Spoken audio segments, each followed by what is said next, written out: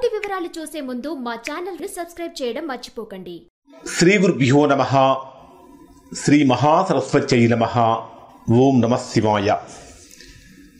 Narayana Sastry astrology channel వీక్షిస్తున్నటువంటి ప్రేక్షక మహాశయులకు స్వాగతం, సుస్వాగతం.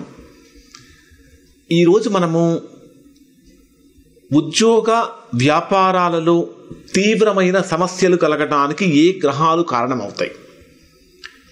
మనం కొంతమందిని మన నిజ జీవితంలో మన చుట్టుపక్కల వాళ్ళతో మనం చూస్తూ ఉంటాం.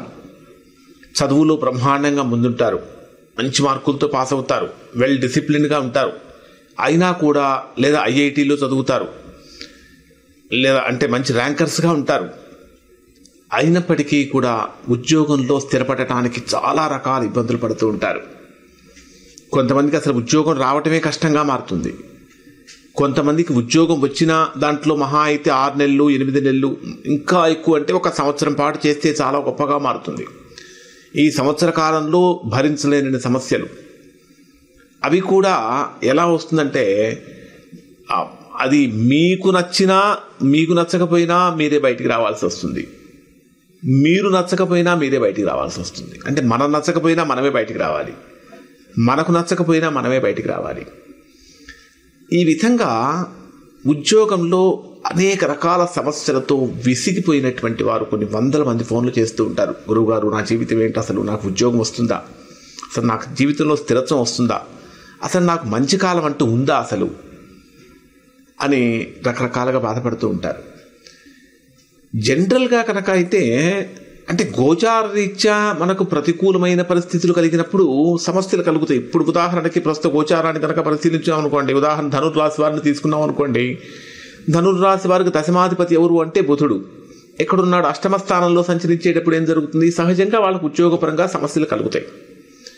అలానే మకర రాశి వారిని కనుక తీసుకుంటే దశమాధిపతి శుక్రుడు అష్టమ స్థానంలో కానీ వ్యయస్థానంలో కానీ సంచరించేటప్పుడు ఖచ్చితంగా వారికి ఉద్యోగ సమస్యలు కలుగుతాయి. ఇవి గోచార రీత్యా వచ్చే సమస్యలు కొంతకాలం ఉండి వెళ్ళిపోతాయి.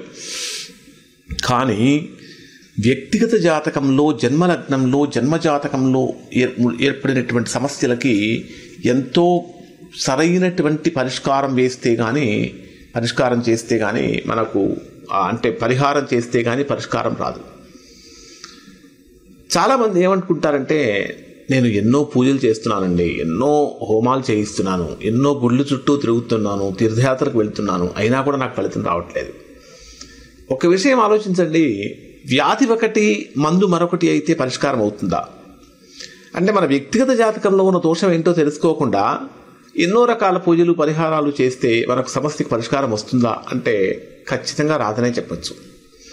సరే, అసలు ప్రస్తుతం మన టాపిక్లో కనుక వెళ్తే, ఎందుకు అనేక మందికి ఉద్యోగంలో కానీ వ్యాపారంలో కానీ రకరకాల సమస్యలతో కొట్టుమిట్టాడుకుంటుంటారు అంటే, మనకు జన్మలగ్నంలో ఉన్న కొన్ని గ్రహాలు కనుక అనుకూలమైనటువంటి స్థితిలో కనుక లేకపోతే ఆ వ్యక్తి యొక్క ఉద్యోగం కానీ వ్యాపారం కానీ ఆ ఉద్యోగ వ్యాపార రంగాలలో గణనీయమైనటువంటి మార్పులు వస్తూ ఉంటాయి, సమస్యలు కలుగుతూ ఉంటాయి.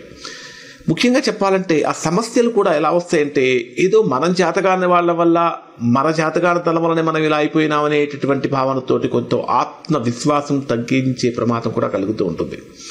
దీనికి ప్రధానమైన కారణం ఏమిటంటే, మీ వ్యక్తిగత జాతకంలో ఏర్పడినటువంటి గ్రహాల యొక్క స్థితి, దాంతోపాటు దృష్టి అంటే ఏంటి? ఒక గ్రహము తానున్న స్థానం నుంచి ఖచ్చితంగా 7వ స్థానాన్ని సప్తమ వీక్షణంతో చూడగలదు. అలానే అంటే ప్రతి గ్రహము కూడా తానున్న స్థానం నుంచి 7వ స్థానాన్ని చూస్తుంది. అలానే కొన్ని గ్రహాలకు విశేషమైనటువంటి దృష్టులు కూడా ఉన్నాయి. ఇప్పుడు గురు గ్రహాన్ని కనుక తీసుకుంటే, గురుడు తానున్న స్థానం నుంచి 5వ స్థానాన్ని, 7వ స్థానంతో పాటు 9వ స్థానాన్ని కూడా చూస్తాడు. అలానే కుజుడిని కనుక తీసుకుంటే తానున్న స్థానం నుంచి 4వ స్థానంతో పాటు 8వ స్థానాన్ని కూడా చూస్తాడు. అలానే శని భగవానుడి కనుక తీసుకుంటే తానున్న స్థానం నుంచి 3వ స్థానంతో పాటు అంటే 7వ స్థానం 3, 7, 10 స్థానాలు కూడా చూస్తాడు. వీటిని గ్రహ దృష్టులు అంటారు. అంటే పాపగ్రహాల యొక్క దృష్టి కనుక పడితే ఖచ్చితంగా ఫలితం తారుమారైపోతుంది. అలానే కొన్ని గ్రహాలు దశమ స్థానం అనేది ప్రధానంగా ఉద్యోగానికి లేదా వ్యాపారానికి మనం చేసేటటువంటి కర్మలకు సంబంధించిన స్థానం. ఎక్కువగా నేను చెప్పే రాశిఫలాల్లో కూడా ఈ టెర్మినాలజీ ఎక్కువగా వాడుతూ ఉంటా. కారణం ఏంటంటే మనం చేసే ఉద్యోగం కనుక చక్కగా బ్రహ్మాండంగా కనుక ఉంటే జీవితం సాఫీగా సాగుతుంది, చేసే వ్యాపారం కనుక బాగుంటే జీవితం సాఫీగా సాగుతుంది. ఏమాత్రం కొంచెం అటు ఇటుగా అయినా సరే ఒక్కసారిగా తారుమారైపోతుంది. కాబట్టి అంటే 10వ స్థానాన్ని కర్మస్థానం అంటాం, వృత్తి ఉద్యోగ వ్యాపారాలకు సంబంధించిన స్థానం. ఈ 10వ స్థానంలో ఉండేటటువంటి గ్రహాలు వక్రంలో ఉన్నా, లేదా 10వ స్థానాధిపతి కూడా వక్రంలో కానీ నీచ స్థానాలలో కానీ ఉన్నా, లేదా శత్రుత్వ బలంతో ఉన్నా, ఆ భావాల యొక్క అంటే ఆ 10వ భావం అయితే ఉందో ఆ భావాధిపతులు కూడా ప్రతికూలమైన స్థానాలలో కనుక ఉంటే ఖచ్చితంగా ఉద్యోగ వ్యాపార సమస్యలు కలుగుతాయి. కొన్ని ఎగ్జాంపుల్స్ చెప్తాను. ఉదాహరణకి మీ వ్యక్తిగత జాతకంలో మీ జన్మలగ్నంలో మీది ఏ లగ్నమైనా కానివ్వండి, మేష లగ్నం నుంచి మీన లగ్నం వరకు ఉండే 12 లగ్నాల్లో ఏ లగ్నమైనా కానివ్వండి, అన్నిట్లో మీ లగ్నంలో శని కానీ లేదా రాహువు కానీ లేదా కేతువు కానీ ఉన్నాడు అనుకోండి, ఖచ్చితంగా జన్మలగ్నంలో శని కానీ రాహువు కానీ కేతువు కానీ ఉంటే నిరుద్యోగం వెంటాడుతూ ఉంటుంది. ఆత్మవిశ్వాసం తగ్గిస్తాయి ఈ గ్రహాలు, నిరుద్యోగం వెంటాడుతూ ఉంటుంది. శని కుండేటటువంటి పేరు మందగమనుడు, అంటే ప్రతి పని కూడా ఆలస్యంగా చేయిస్తాడు, ఆలస్యంగా పూర్తవుతుంది. కాబట్టి శని భగవానుడు యొక్క కారణం చేత ప్రతిదీ ఆలస్యం. అంటే ఇక్కడ ఉద్యోగం రావటం ఆలస్యమే ఉంటుంది, దాని తర్వాత వివాహం ఆలస్యంగానే ఉంటుంది, సంతానం ఆలస్యంగానే ఉంటుంది. అంటే జీవితంలో జరిగే ప్రతి పని కూడా ఆలస్యంగా మారుతుంది. అలానే లగ్నంలో రాహువు కానీ కేతువు కానీ ఉన్నా కూడా ఇటువంటి ప్రతికూలతలు, అంటే లగ్నంలో రాహువు కానీ కేతువు కానీ కనుక ఉంటే ఆత్మవిశ్వాసం బాగా తగ్గిపోతుంది, ప్రతికూలతలు కలుగుతాయి, మానసికమైనటువంటి అనిశ్చితి పెరుగుతుంది. వీళ్ళు ఈ లగ్నంలో రాహుకేతు గ్రహాలు కనుక ఉంటే వీళ్ళు ఏం చేస్తారంటే బాగా ఆలోచించి రాంగ్ డెసిషన్స్ తీసుకుంటారు, విపరీతంగా ఆలోచిస్తారు, కానీ తీసుకునే నిర్ణయం మాత్రం సరైనటువంటి నిర్ణయం తీసుకోలేకపోతూ ఉంటారు. అలానే 10వ స్థానం అనేది మనం కర్మస్థానం అని చెప్పుకుంటాం. ఈ కర్మస్థానంలో శని కానీ రాహువు కానీ కేతువు, ముఖ్యంగా ఈ 3 గ్రహాల గురించి ఎందుకు చెప్తున్నానంటే శని రాహువు కేతువు కుజుడు ఈ 4 గ్రహాలు పాపగ్రహాలు. శని రాహు కుజ కేతు గ్రహాలు 4 గ్రహాలు పాపగ్రహాలు. ఈ పాపగ్రహాలు కనుక మనకు 10వ స్థానంలో కర్మస్థానంలో కనుక ఉంటే ఉద్యోగపరమైనటువంటి ఒత్తిడి విపరీతంగా ఉంటుంది. దశమ స్థానంలో రాహు ఉన్నాడు అనుకోండి, అసలు ఉద్యోగం రావటమే కష్టంగా మారుతుంది, వచ్చినా ఉద్యోగం నిలబడదు, 6 నెలలు చేస్తే చాలా గొప్ప అనుకోవాలి. కేతువు యొక్క ప్రభావం కనుక ఉంటే మీరు బాగా పనిచేస్తూ ఉంటారు, కేవలం మనం కష్టపడి పనిచేయడం కోసమే పుట్టామా అనే భావన కలుగుతుంది. ప్రమోషన్స్ మాత్రం వేరే వారికి పక్క వారికి వస్తూ ఉంటాయి, అంటే మీరు చేసినటువంటి వరకు వేరే వాళ్ళ అకౌంట్లో పడిపోతూ ఉంటుంది. అలానే దశమ స్థానంలో శని ప్రభావం ఉంది, ప్రమోషన్స్ కోసం ఎడారిలో వర్షం కోసం ఎదురు చూస్తున్నట్టుగా ఎదురు చూడాల్సిన పరిస్థితి వస్తూ ఉంటుంది. అంటే ఈ రకమైనటువంటి భావాలు అక్కడ మనకు బలంగా కలుగుతూ ఉంటాయి.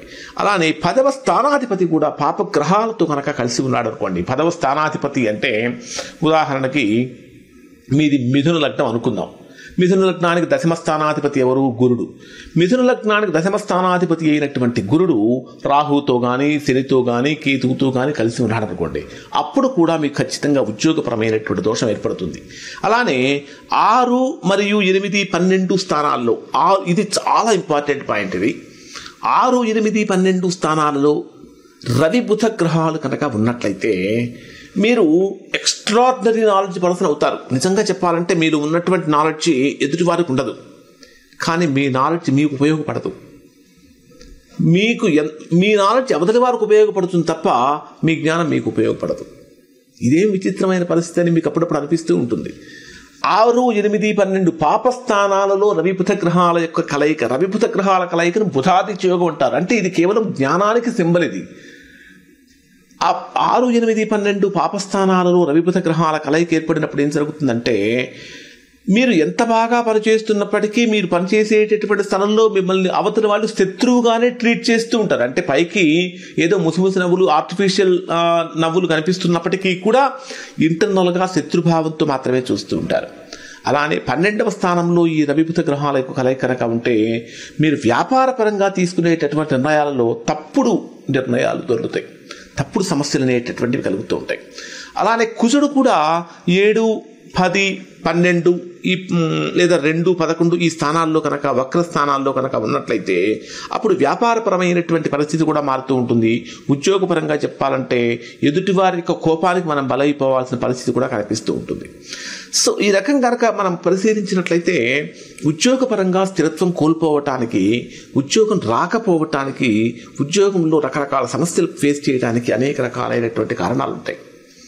ఎవరైనా సరే ఖచ్చితంగా బ్రహ్మాండంగా చదువుకున్న తర్వాత ఒక 3-4 నెలల్లో కనుక ఉద్యోగం రాలేదు అంటే ఖచ్చితంగా మనలో ఏదో దోషం ఉంది.